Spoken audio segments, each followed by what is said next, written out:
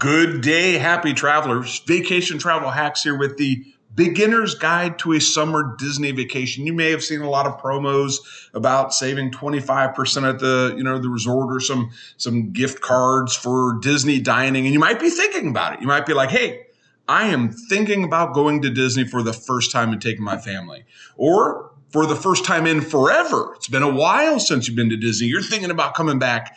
This is a refresher, a beginner's guide to intro to Disney. My channel will have about almost 100 videos now about various dining options, but this one is we're just building the foundation of what we think we want in terms of a Disney item. So we're going to talk about where to stay, how long to stay, the ticket packages based on how long you stay, how to build the trip, important dates to keep in mind or not, and then of course to Genie or not to Genie? That is the question. And most importantly, wrapping it up with tips to beat the heat. Let's hop into it. Where to stay? You have 3 Disney options, and then there's a 4th option that is always in play. So if you stay at Disney, there is a certain experience. We call it Disney magic for the Disney folks. So when you stay on a Disney resort, you get Disney transportation. There's Disney theming. You kind of get the Disney feel at the resort. That's why we stay at resorts. And they start off at about, I don't know, right now I've seen them about $135 a day for like All-Star Sports, All-Star Magic. They call it the value resorts. It's Disney for less, but you still get the Disney ambiance. And then you get the Disney transportation, which is key because the buses take you to near the front of the park. So there's certainly value in that. Parking out in the parking lot, unless you're an annual pass holder, you got to pay. So the value resort, we stayed at All-Star Sports. Fantastic. We enjoyed it. Moderate resorts, so as you go up, it becomes more expensive, and we'll just say some more for the extra money. Disney throws in a little bit more Disney magic. The rooms are a little bigger at a moderate resort. There's some improved amenities. There's sit-down dining as to, the value has quick service. The pool has a slide and some theming. Like Coronado Springs is like swimming in front of an Indiana Jones movie. Who doesn't like swimming in an Indiana Jones movie? So there's the more you pay, the more amenities there are, and then the deluxe is the most. And you can get, you can get a deluxe resort like Animal Kingdom, for example, for about $300. You can stay at the Contemporary Resort over the summer for about $470 in the Garden Wing. So it's the most magic. The rooms are bigger as a rule of thumb, not an all-inclusive rule of thumb. And the pools are elaborate, like the Beach Club has this really long slide. The dining is just, we'll call it some of the best dining at the resorts can be found at a deluxe resort. And then lastly, you could get a really good deal off-site, maybe a Courtyard by Marriott, maybe a Hilton Garden Inn, maybe an Airbnb. There's many options when staying off-site. So there's no wrong way to do it. There's the way that you choose to do it. And now you know the difference between the 3, money being the biggest differentiating factor. How long to stay is another hey, I'm thinking about going. I'm planning on going. I want to go. How long should I stay? If you want to do nearly all, I've been going, I've probably been there 700 days over the past 6 years, maybe 7 years. And I have not done everything yet. I've done most of it. So over the course of 7 days, you should be able to see everything that you want to see, as long as everything you want to see is not everything. So if you want to see some key shows, some fireworks, Fantasmic, ride some of the key rides, 7 days, you should be able to do it. Then if you're like, well, wait a minute, I don't want to stay 7 days. How about 4 days? 1 day in each park, right? Seems logical. You should be able to do most of the rides and see some of the shows. And over some of my, in my other videos, I'll do like a day agenda breakout. You'll see how it's difficult to do all. And if you're going during the summer, you're putting a lot of stress on everybody if you do all Disney in 4 days, but it's not impossible. Some people do all 4 parks in 1 day, and that's why we call it the 4 parks 1 day challenge. And post-COVID, that is a challenge indeed. And then if you're just like, hey, listen, I'm going to 2 days, well, then you can do the heavy hitters, ride, some key rides, make a priority. And then the other considerations is Disney has some amazing water parks.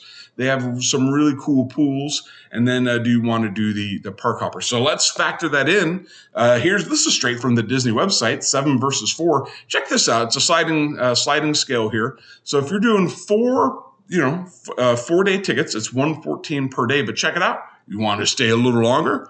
Well, Disney will cut a little bit off the top for you, $75 a day. So it's 1 park per day. That's $535 a person. But whoa, wait a minute. Just another 3 days? That's only what is that? $70-$80? So they make you think. And we've stayed longer thinking that. Of course, the other math is, it costs a little bit more in the tickets, but, it costs a little bit more for the food, a little bit more for the hotel. So that's why Disney, hey, listen, you want to stay a little longer? We'll shave a little bit off the top. The water parks for another $70 on either end. Water park, Blizzard Beach, Typhoon Lagoon is an experience in and of itself. Highly recommend them if you can fit it in. And then a park hopper, you got to make and see. Like Animal Kingdom, for example. Animal Kingdom closes early and Magic Kingdom stays late. You can do both of those parks in one day, especially if you're going to rope drop, wake up, keep people out of the heat, and then, ride rides, and then in the afternoon pool, relax, rest, nap, and then go watch fireworks in one of the other parks. Park hopper could be an option. You get to choose. I'm just making sure you know your options. Moving on. So how to build your perfect day. There's a lot of different people that say, hey, I'll just wing it. You can. It's a lot of fun. Some people will micromanage it down to the 5 minutes. No wrong way to do it, but have a plan for food. Are you going to do sit-down reservations? Are you going to do quick service reservations? I got a couple videos that explain all the dining options in all of the parks. So, and I even show you the menu for the children and the adults, breakfast and dinner. So you can say, hey, if you got, Susie and Timmy are picky eaters, you will be well informed as you head into the park at which place you stay. Are you park closers? Are you rope droppers? Not very many people are both, because one, you got to get up early. Park closers, you got to stay up late. Then there's Genie Plus. We'll talk about a slideshow about that a little later. That's a complex item. Then do you want to see the fireworks shows? Fantasmic. There's a show in Epcot. There's a show at Magic Kingdom. Animal Kingdom used to have river lights. They don't have it now, but I'm sure someday they'll bring it back. And then our characters. Do you want to meet some characters? I don't know. Important dates or times of consideration. If you do want to try to eat at Cinderella's Castle, Beauty and the Beast, or any of the other theme park items here, 60 days. If you're staying at a Disney resort 60 days prior to your stay, your reservations open up. And that's when you can make those decisions. If you're thinking about Genie, 7 a.m. if you're staying on site is when you can make those reservations. Genie Plus for everyone else opens when that park opens. To Genie or not to Genie? That is the question. Do you want to wait in line for 150, 40, 65 minutes? Or do you want to pay $25 actually it's $19 to $30 per person per day to just kind of what we call go to the front of the line. I have a whole segment on Genie Plus, what it looks like, how to do it. Something to think about.